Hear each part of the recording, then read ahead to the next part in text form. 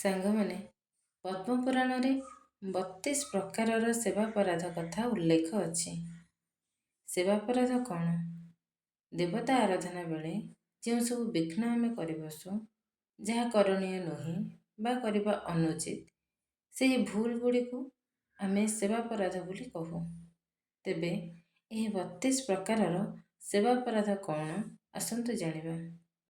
ରଥଯାତ୍ରା, ଜନ୍ମାଷ୍ଟମୀ ପ୍ରଭୃତି ଉତ୍ସବ ପାଳନ ନ କରିବା ଅଥବା ସେହି ସମୟରେ ଠାକୁରଙ୍କୁ ଦର୍ଶନ ନ କରିବା, ଦର୍ଶନ କରିବା ସମୟରେ ସେହି ବିଗ୍ରହଙ୍କୁ ପ୍ରଣାମ ନ କରିବା, ଅଶୌଚ ଅବସ୍ଥାରେ ଦେବ ଦର୍ଶନ କରିବା, ଗୋଟିଏ ହାତରେ ପ୍ରଣାମ କରିବା, ପ୍ରତିଥର ପରିକ୍ରମା ପରେ କିଛି କ୍ଷଣ ଠାକୁରଙ୍କ ସମ୍ମୁଖରେ ଠିଆ ନ ରହି ଅବିରତ ପରିକ୍ରମା କରିବା ଅଥବା ଠାକୁରଙ୍କ ସମ୍ମୁଖରେ ଗୋଟିଏ ସ୍ଥାନରେ ଠିଆ ହୋଇ ଚକା ଭଉଁରୀ ଭଳି ପରିକ୍ରମା କରିବା।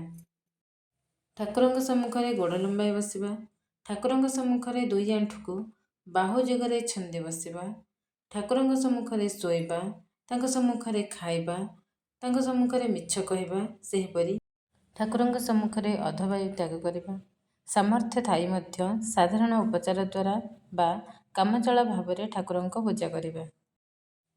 ଠାକୁରଙ୍କୁ ନିବେଦିତ ନ କରି କୌଣସି ଖାଦ୍ୟପେୟ ଗ୍ରହଣ କରିବା, ଠାକୁରଙ୍କ ସମ୍ମୁଖରେ ଉଚ୍ଚ ସ୍ୱରରେ କଥାବାର୍ତ୍ତା ହେବା, ଋତୁ ଅନୁସାରେ ହେଉଥିବା ଫଳ ଠାକୁରଙ୍କୁ ସର୍ବପ୍ରଥମେ ନିବେଦିତ ନ କରିବା, ଠାକୁରଙ୍କ ସମ୍ମୁଖରେ ବାର୍ତ୍ତାଳାପ କରିବା, ଠାକୁରଙ୍କ ସମ୍ମୁଖରେ ଚିତ୍କାର କରିବା, ଠାକୁରଙ୍କ ସମ୍ମୁଖରେ କଳହ କରିବା, କାହାକୁ କଷ୍ଟ ଦେବା ଓ ତାଙ୍କ ସମ୍ମୁଖରେ କାହା ପ୍ରତି ଅନୁଗ୍ରହ କରିବା, ଠାକୁରଙ୍କ ସମ୍ମୁଖରେ କାହାରିକୁ ନିଷ୍ଠୁର ବାକ୍ୟ କହିବା, ତାଙ୍କ ସମ୍ମୁଖରେ ନିଜ ଦେହକୁ କମ୍ବଳ ଦ୍ୱାରା ପୂର୍ଣ୍ଣତଃ ଆବୃତ କରି ରଖିବା, ଠାକୁରଙ୍କ ସମ୍ମୁଖରେ ଅନ୍ୟକୁ ନିନ୍ଦା କରିବା କିମ୍ବା ଅନ୍ୟର ସ୍ତୁତି କରିବା, ଠାକୁରଙ୍କ ସମ୍ମୁଖରେ ଅଶ୍ଳୀଳ ଶବ୍ଦ ଉଚ୍ଚାରଣ କରିବା, କୌଣସି ପନିପରିବା କିମ୍ବା ଫଳର କିଛି ଅଂଶ କାଟି ରଖି ଅବଶିଷ୍ଟ ଅଂଶକୁ ଠାକୁରଙ୍କ ରୋଷେଇ ପାଇଁ ଦେବା, ଠାକୁରଙ୍କ ଆଡ଼କୁ ପଛ କରି ବସିବା, ଠାକୁରଙ୍କ ସମ୍ମୁଖରେ ଅନ୍ୟ କାହାକୁ ପ୍ରଣାମ କରିବା, ଗୁରୁଦେବଙ୍କୁ ଅଭ୍ୟର୍ଥନା ଓ ସ୍ତୁତି ନ କରିବା ତଥା ତାଙ୍କ କୁଶଳ ବାର୍ତ୍ତା ନ ପଚାରିବା,